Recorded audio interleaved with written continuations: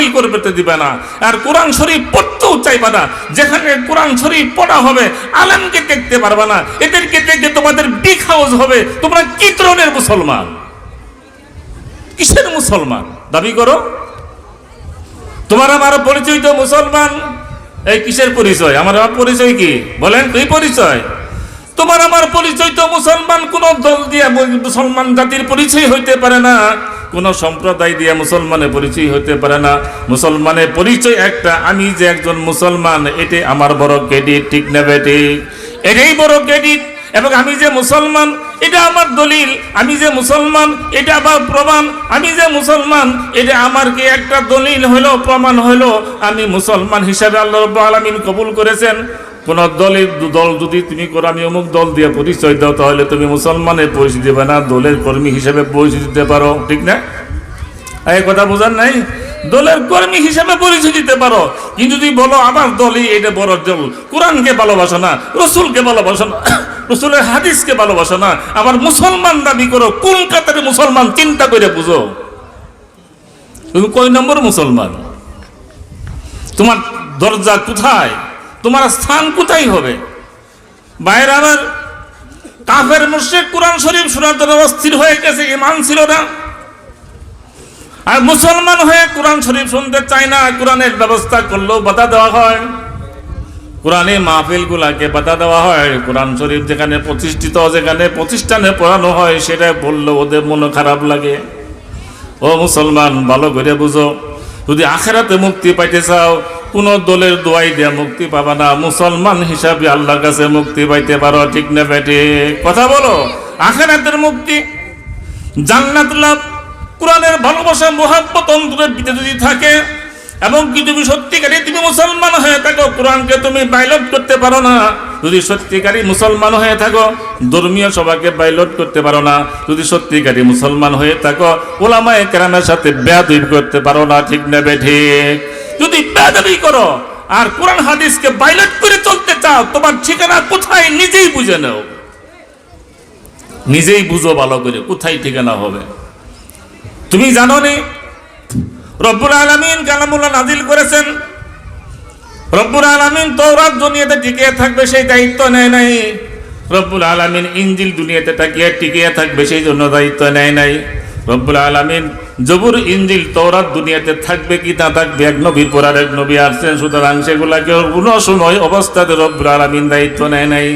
শেষ নবীর উপর আল্লাহ পাক কোরআন নাযিল করেছেন এবং বলেছেন ইন্না নাহনু নাযালনাহু যিকরা ওয়া ইন্না লাহু লাহাফিজুন। এই পৃথিবীর মানুষ ভালো করে শুনো, কোরআন এটা মানুষ আবিষ্কার করে নাই, কোন বিজ্ঞান আবিষ্কার করে নাই, কোন ভাষাবিদ পণ্ডিত আবিষ্কার করে নাই, নবী নিজেও আবিষ্কার করে নাই। এই কোরআন তো আবিষ্কার করেছেন কে? রব্বুল আলামিন। জোরে বলে কে করেছে? আস্তে আল্লাহ, মানে শুনবো এই কি আবিষ্কার করেছে? কত জোরে বলেন? আল্লাহ আবিষ্কার করেছেন।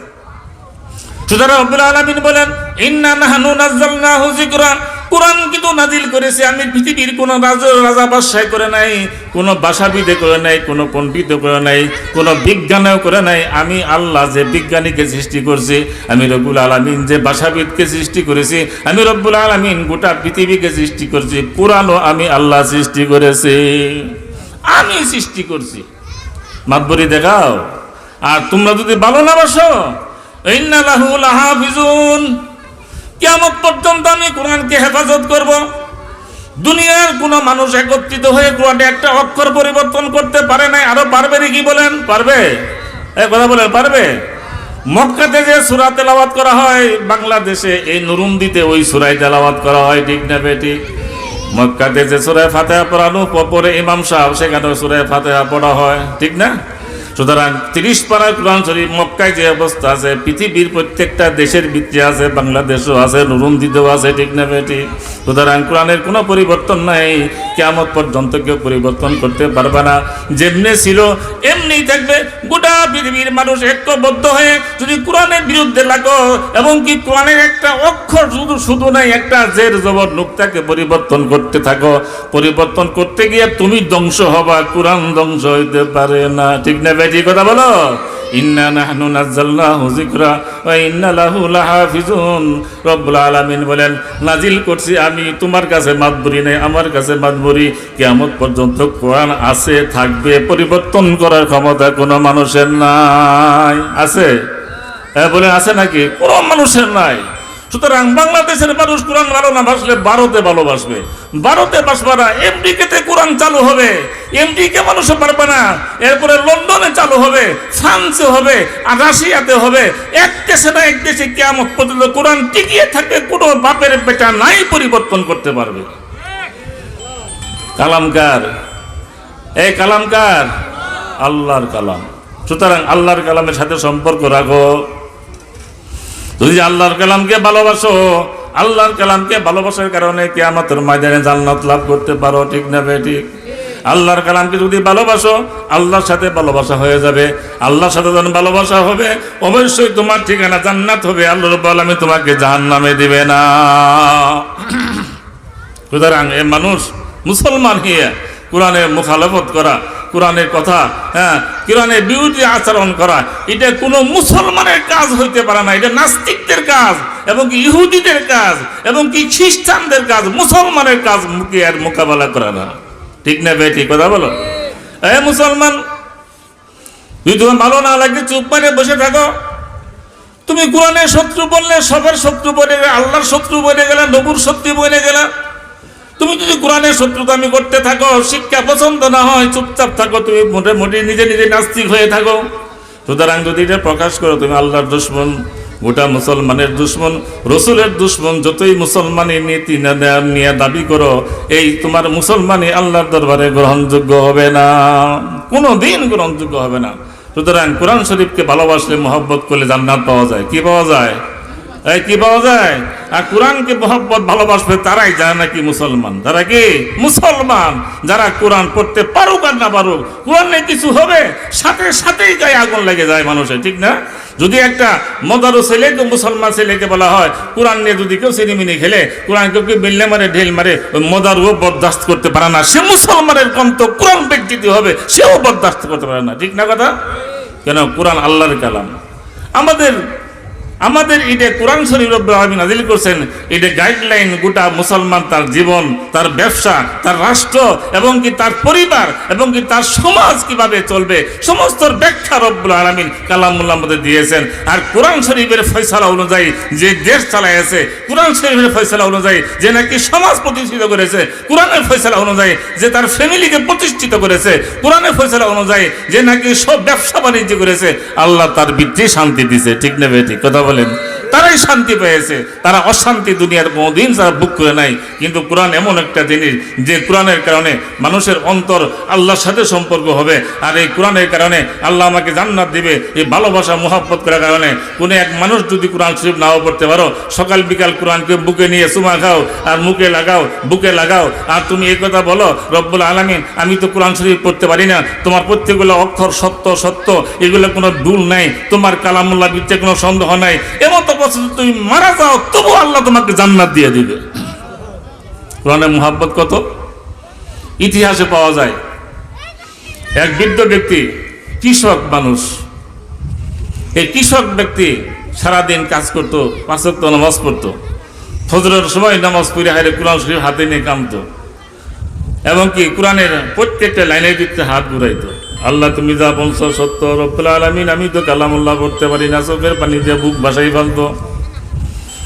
এবং সে কোরআন শরীফকে তেলাওয়াত করতে পারতো না, চোখের পানি ফেলাইতো, আর চুমা খাইতো, বুকে লাগাইতো।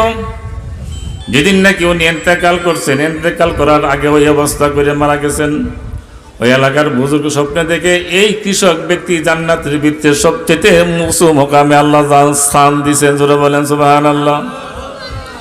আশ্চর্য হয়ে গেছেন, কিভাবে হয়? মানুষকে জিজ্ঞাসা করেছে, তোমার মানুষ এই লোকটা কি আমল করত? সবাই বলছে এমন কোন আমল দেখি নাই, সে 5 ওয়াক্ত নামাজ পড়তো, কৃষি কাজ করতো। 5 ওয়াক্ত নামাজ পড়ে কৃষি কাজ করে এত বড় জান্নাতের নিয়ামত পাওয়া সম্ভব না। সুতরাং সে তার বিবির কাছে গেছে, বলতে যে বিবি তো স্বামীর খবর জানে, স্বামী বালা না খারাপ, ঠিক না বেটি? এই কথা ঠিক না? বিবি জানে স্বামীর কথা, স্বামী জানে বিবির কথা, ঠিক না? বিবিকে জিজ্ঞাসা করছে, বিবি শোনাও, তোমার স্বামী কয়েকদিন আগে ইন্তেকাল করেছে, আমরা শুনেছি, কিন্তু তোমার স্বামী দুনিয়াতে এমন কোন আমল করতো যে আমলের কারণে আমি এমন একটা স্বপ্ন দেখছি, এই স্বপ্নকে বাস্তবায়ন করার জন্য আমি তোমার কাছে আসছি, আসলে কি আমল করতো বলো। বিবি বলেছেন, হুজুর শুনেন, আমার স্বামী একটু সাধারণ কৃষক ছিল, সে তেমন আরবি পড়তে পারতো না, 5 ওয়াক্ত নামাজ কায়েম করতেন, হালাল পদ্ধতিতে কামাই করে খাইতেন, হারাম খাই নাই, 3 নম্বর 4 নম্বরই করে নাই, ঘুষ খাই নাই, সুদ খাই নাই, টিয়ার খাই নাই, জিয়ার খাই নাই, কি ঠিক না? এলে কি খাওয়া যায় আছে? এই মেয়ে যায় আছে? গরিবের মাইল খাই রে আবার বেটাগিরি দেখালি কোনো যুক্তিকতা আছে? মানুষের হক নষ্ট করে আবার তুমি মুসলমান দাবি করো, মানুষের হক নষ্ট করে আবার তুমি পাক্কা মুসলমান দাবি করো, আবার তুমি সমাজের সমাজকর্মী হইতে চাও। তুমি কি জানো একদিন তোমার আল্লাহর দরবারে দাঁড়াইয়া জবাবদিহি করতে হবে? কি জবাব দেওয়া লাগবে না? লাগবো।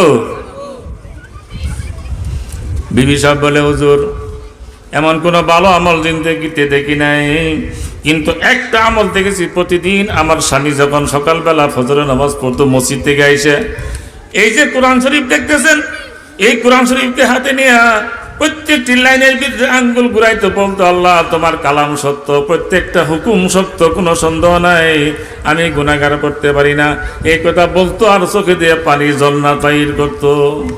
ওই বুজুর্গ বলেন, ও মহিলা শোনো, তোমার স্বামীর এই আমল আল্লাহর দরবারে এত গ্রহণযোগ্যতা হয়েছে কোরআনকে মহব্বত করার কারণে, কোরআনকে ভালোবাসার করার কারণে, কোরআনের প্রতি প্রত্যেকটা আয়াত আয়াতে হাত ঘুরানোর কারণে সে যে কান্নাকাটি করছে, মুখে চুমা খাইছে, বুকে লাগাইছে। এই জন্য রব্বুল আলামিন তার জীবনের সকল গুনাহকে মাফ করে কোরআনের উসিলায় জান্নাতের ভিতরে উচ্চ মুকাম দান করছেন। জোরে বলেন সুবহানাল্লাহ। এই পৃথিবীর মানুষ এখনো সেই কোরআন আছে, ওই কোরআনকে ভালোবাসো।